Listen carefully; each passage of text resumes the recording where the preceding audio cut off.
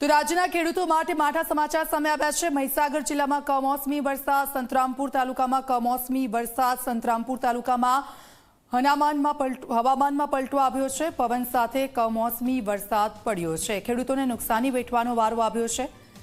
આપ જુઓ, સતત વાતાવરણ બદલાઈ રહ્યું છે અને જે રીતે હવામાન વિભાગ તરફથી આગાહી કરવામાં આવી હતી તે પ્રમાણે મહીસાગરમાં વાતાવરણમાં પલટો આવ્યો અને તેની સાથે જ ઝરમર વરસાદની શરૂઆત થઈ છે। ત્યારે ખેતી માટે આ વરસાદ સારો નથી, કારણ કે આ કમોસમી વરસાદ જે ઊભો પાક છે તેમાં જીવાત પાડી શકે છે। મહીસાગર જિલ્લાના ખેડૂતો આ કમોસમી વરસાદથી મુશ્કેલીમાં મુકાઈ ગયા છે। તો સંતરામપુર તાલુકામાં હવામાનમાં પલટો આવ્યો છે, વાતાવરણ બદલાયું અને તેની સાથે જ ઝરમર વરસાદ વરસ્યો છે અને આપ જુઓ, શિયાળામાં આ વરસાદી માહોલ અને તેના કારણે ખેતીના પાકને નુકસાન। સંવાદદાતા ભદ્રપાલ અમારી સાથે ફૂલલાઈન પર જોડાઈ ગયા છે। ભદ્રપાલ, આ કમોસમી વરસાદે ખેડૂતો માટે એક મોટી ચિંતા ઊભી કરી છે।